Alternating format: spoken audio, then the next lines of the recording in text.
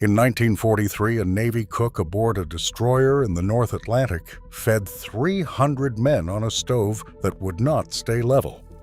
Most people picture sailors eating steak and ice cream under the stars. The truth is stranger. Number 14 on this list was so hated that men invented a nickname too crude to print on the menu. And number 3 kept whole crews awake through 20-hour watches when the ship went to battle stations. These 25 meals fueled the fleet from Pearl Harbor to the Gulf of Tonkin. Hit that subscribe button and let us count down. Number 25, bug juice. Every sailor who ever stood in a chow line remembers bug juice. It was the fleet's universal drink, a powdered fruit punch mixed by the gallon in enormous stainless steel dispensers on the mess deck. The color was never quite right. Sometimes it glowed an alarming red, sometimes a green that no fruit ever produced. The flavor changed from ship to ship depending on which packets the supply officer had loaded. Sailors swore the same powder was strong enough to strip the rust and scale off a deck plate, and more than one old salt claimed to have watched a cook use it to clean the brass. Whether that was true or a tall tale passed down the ladder, men drank gallons of it because the water tasted like the tanks it came from. Cold, sweet, and faintly chemical, bug juice was the taste of every meal at sea. Number 24, collision mats. Sailors called pancakes and waffles collision mats, and the name was earned. Turned out by the hundreds on flat griddles before dawn, they came off dense, chewy, and heavy enough to sink a rowboat. A good mess cook could keep a stack coming faster than the line could move, and men doused them in imitation maple syrup that was mostly corn syrup and coloring. On a rolling ship, breakfast was a contact sport. The stack slid, the syrup slid, and a hard turn to port sent the whole tray into a neighbor's lap. But a collision mat sat heavy in the stomach through a long morning watch, and that was the entire point. They were cheap flour, powdered eggs, and water, cooked in fat, and they carried a young sailor from Reveille clear through to the noon meal without a single complaint that anyone bothered to write down. Number 23, horsecock. This is the one the veterans grin about. Horsecock was the fleet nickname for the enormous rolls of bologna and luncheon meat that came aboard in casings the size of a man's forearm, sliced thick and slapped between two pieces of white bread with a smear of yellow mustard. It was the standard cold cut of the midnight watch, the working party, and every box lunch handed out when the galley was secured for battle. The meat was salty, faintly pink, and rubbery at the edges when it sat too long under the mess deck lights. Nobody pretended it was fine dining, but a horsecock sandwich could be eaten one-handed on a gun mount, stuffed in a peacoat pocket for a long night topside, or wolfed down in the 90 seconds a sailor had before relieving the watch. It fed the fleet in the hours the galley slept. Number 22, sea dust and cackleberries. Fresh eggs did not survive long at sea, so the Navy ran on the powdered kind. Mixed with water and poured onto a griddle, powdered eggs came out pale yellow, slightly green at the edges, and with a texture that no hen ever intended. Sailors called eggs cackleberries and salt sea dust, and a cook who could make reconstituted eggs taste like breakfast was worth his weight in ration points. The trick was fat and heat, plenty of both, cooked fast so the eggs never had time to turn to rubber. A little diced Spam folded in gave them body. A shake of pepper gave them something to hide behind. Millions of American boys learned to eat powdered eggs during the war years and kept eating them clear through Vietnam, because on a ship at sea, a hot breakfast was a hot breakfast, and complaining never filled anybody's tray. Number 21, red lead over punk. Stewed tomatoes were called red lead, and bread was called punk, and put them together, and you had one of the oldest cheap suppers in the fleet. A number 10 can of tomatoes, crushed by hand, simmered with salt, sugar, and a spoonful of bacon grease, then ladled thick and steaming over toasted bread. The bread went soft on the bottom and soaked up the sweet and sour juice until the whole plate turned almost like a pudding. It was a depression meal that walked straight up the gangway and into the Navy, and it stayed there because it cost almost nothing. and filled a hungry man fast. Old salts who grew up on farms recognized it instantly. It was Tuesday night at home, only now home was a gray steel box in the middle of the Pacific, and the same warm bowl said the same thing it always had. You will get through this. Eat! Number 20. Beans and Franks. Every Navy mess had a rotation, and beans and Franks came around like clockwork. Boston baked beans, sweet and thick with molasses, simmered until the sauce turned dark, then hot dogs sliced into coins and stirred through until they plumped in the heat. Served with brown bread or a wedge of cornbread, it was a Wednesday supper that men could eat 2 plates of and still ask for more. The beans delivered protein for pennies. The Franks made it feel like a real meal instead of just a side. Ship's cooks loved it because a single steam kettle could turn out enough to feed a whole division, and it held for hours on the line without turning to mush. From the destroyers of the Atlantic to the carriers off Vietnam, beans and Franks fed generations of enlisted men, cheap, filling, and reliable in a way that mattered more than flavor ever did. Number 19. Foreign object casserole.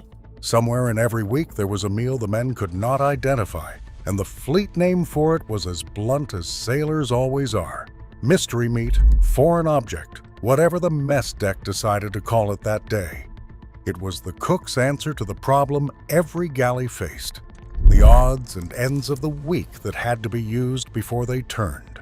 Leftover roast, the last of the ground beef, whatever vegetables were softening in the reefer, all bound together with a can of cream soup and baked under a crust of crushed crackers.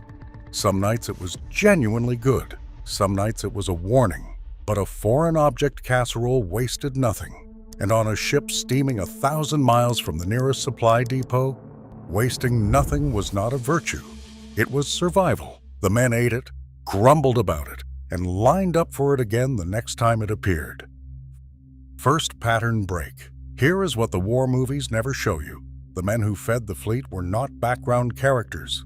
A ship's cook aboard a destroyer might wake at 3 in the morning and work until midnight, feeding 300 or 400 men, 3 meals a day, from a galley the size of a small kitchen, on a deck that pitched and rolled through every storm the ocean could throw. When the ship went to general quarters and the guns opened up, the cooks kept cooking because men fighting for their lives still had to eat. They fed the crew in shifts through battle. They handed out sandwiches to gun crews who could not leave their mounts. A hot meal in the middle of the North Atlantic was not just calories. It was proof that the ship was still a home, still holding together, still a place where somebody had gotten up before dawn to make sure you did not go hungry. That was worth more than any menu. Number 18. Cannonballs. Meatballs the size of a fist, called cannonballs for obvious reasons, were a mess deck favorite that turned cheap ground beef into something a man looked forward to. Rolled with breadcrumbs, powdered egg, and onion to stretch the meat, then baked in enormous sheet trays and simmered in a thin brown gravy. They were served over mashed potatoes or egg noodles until the plate was buried. The breadcrumbs did the real work, soaking up the juice and keeping the meat tender so it never dried out under the heat lamps. A single kettle of gravy could carry a whole meal. Men who grew up eating their mother's meatballs found something in a Navy cannonball that tasted almost like home, if they closed their eyes and did not think too hard about the gray steel around them. It was the kind of meal that made a Tuesday at sea feel a little more human. Number 17. Tuna wiggle. Also called salmon wiggle when the supply ran that way, this was the fleet's answer to a cheap, fast, filling supper. Canned tuna or salmon stirred into a thick white sauce with peas, then poured hot over toast or crackers or biscuits until the whole plate went soft. The canned fish was already cooked, already cheap, and already stacked by the case in every ship's storeroom, which made wiggle the kind of meal a galley could turn out on short notice when the plan fell apart. The peas gave it color, the white sauce gave it body, and the toast underneath turned into something almost like a dumpling as it drank up the sauce. It was not a dish anyone bragged about writing home. but it fed a division fast. It used what was already aboard, and it tasted a great deal better than it had any right to. Number 16. Chili Mac. Take a pot of chili, dump in a pot of macaroni, and you have Chili Mac, one of the most beloved and most enduring meals in Navy history. The chili was heavy on beans and tomato, light on beef, seasoned with chili powder and cumin and whatever the cook favored. The macaroni doubled the volume for almost nothing and soaked up the sauce until every noodle carried the flavor. Served in a steel tray with a square of cornbread on the side, Chili Mac was a cold weather meal that stuck to a man's ribs through the longest watch. Ship's cooks adored it because it was nearly impossible to ruin and stretched a small amount of meat across a huge crew.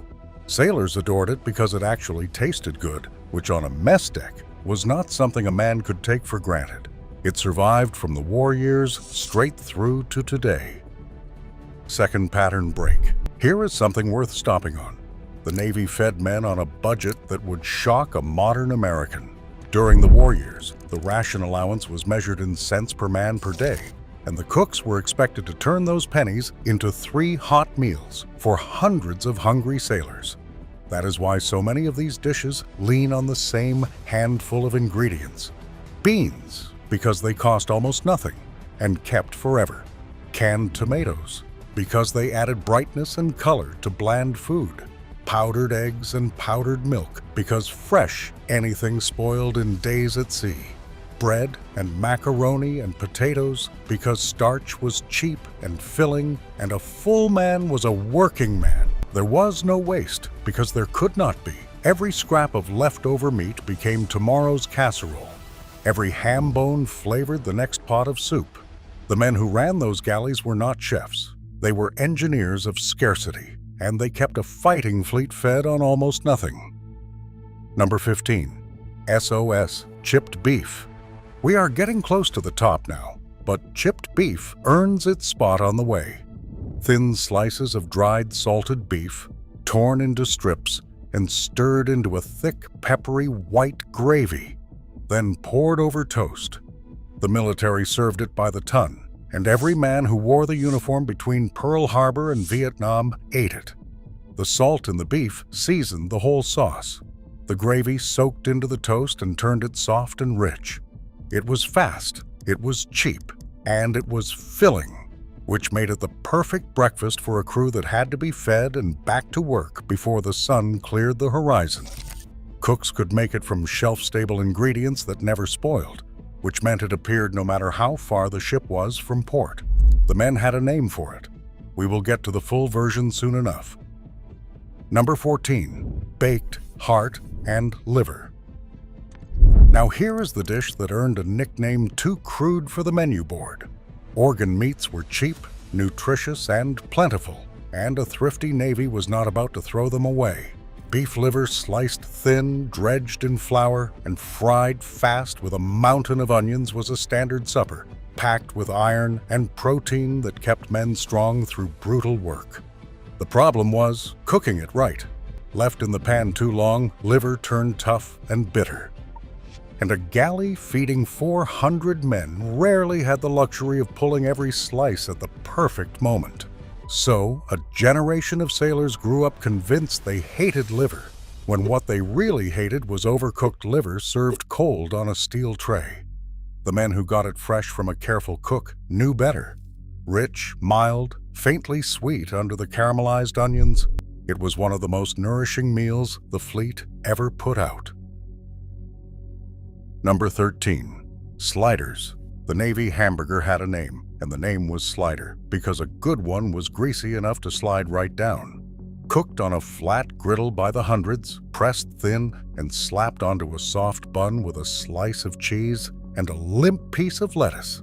The Slider was the fast food of the fleet long before America had drive-thrus. The mess deck grill that turned them out even picked up the nickname, the Sliders, a place a hungry sailor could get a hot burger between meals. They were not fancy. The meat was cheap, the bun was soft, and the whole thing was assembled in seconds. But after a long watch, a slider hot off the griddle with cheese melting down the sides was as close to a taste of home as a young man got in the middle of the ocean. Men still talk about them with real affection. Number 12. Baked beans for breakfast. Landlubbers found it strange, but the Navy served beans in the morning, and the men came to expect it. Boston baked beans, sweet and dark, alongside the eggs and the collision mats, was a Navy breakfast tradition that stretched back further than anyone aboard could remember. The logic was simple. Beans were cheap, beans were filling, and a sailor who started his day on a plate of beans did not come begging for a snack 2 hours into his watch.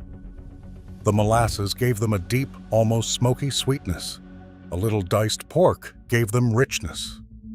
And on a cold, gray morning in the North Atlantic, a scoop of hot beans next to the eggs was exactly the kind of heavy, warming start a man needed before he climbed topside into the wind.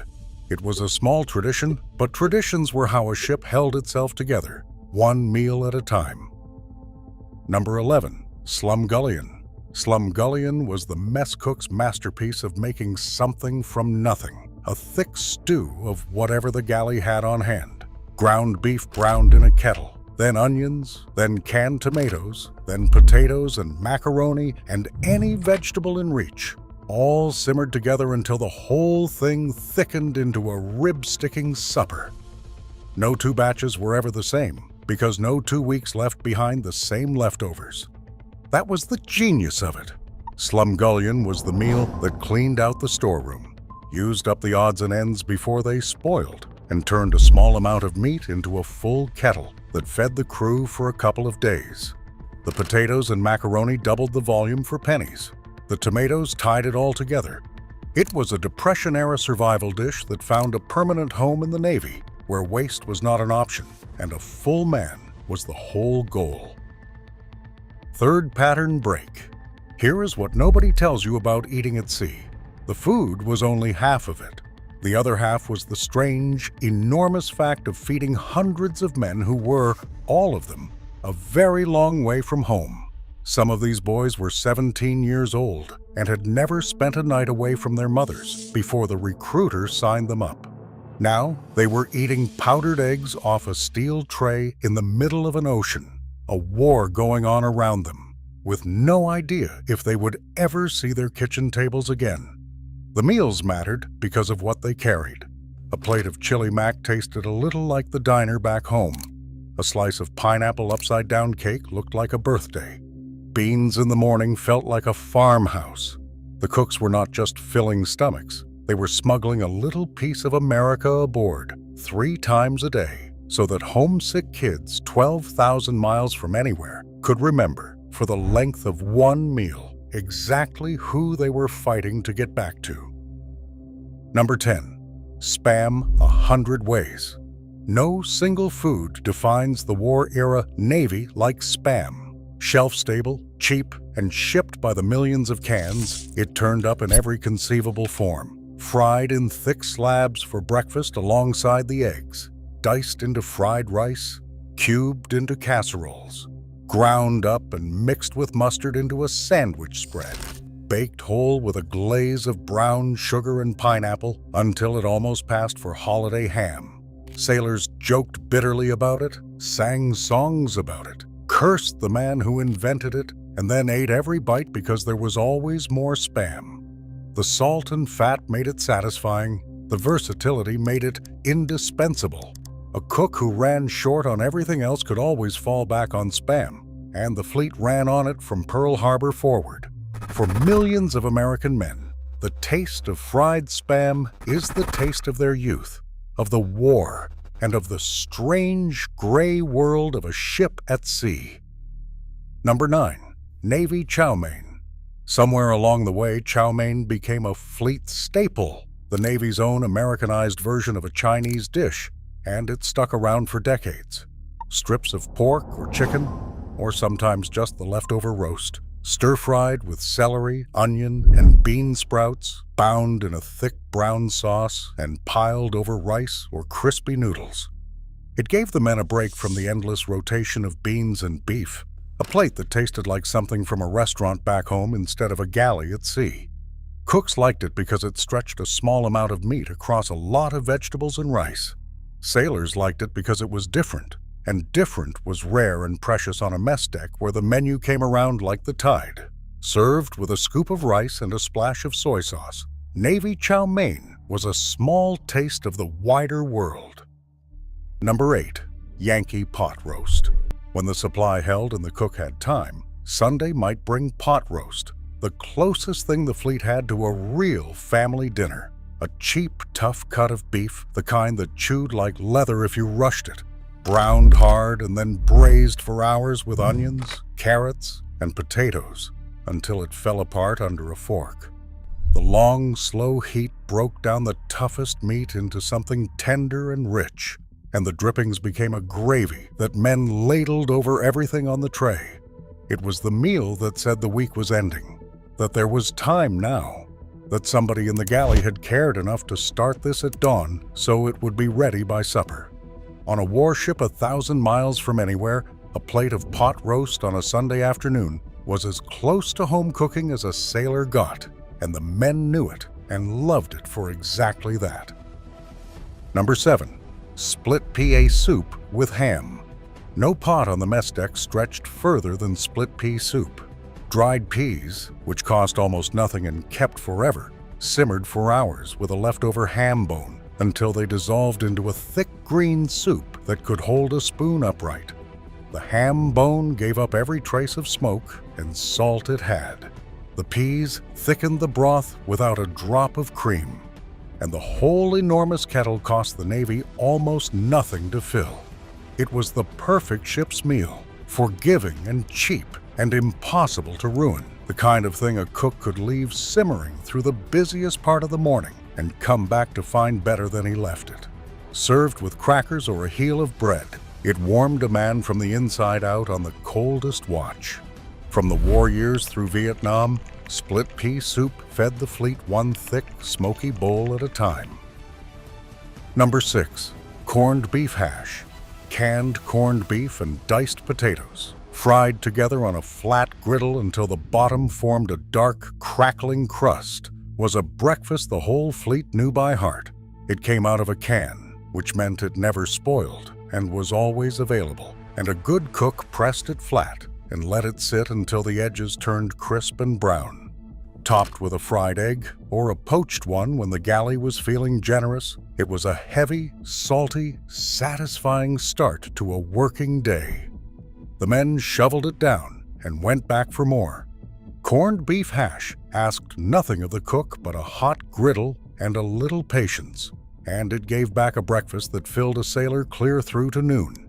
It was humble, it was cheap, and it appeared on mess decks from the Atlantic to the Pacific for the better part of the century. Number 5. Chicken a la king. This was the fleet's idea of fancy, the dish that showed up when the cooks wanted to serve something that felt a cut above. Diced chicken in a rich cream sauce, studded with peas and pimentos and mushrooms, ladled over toast points or biscuits or rice.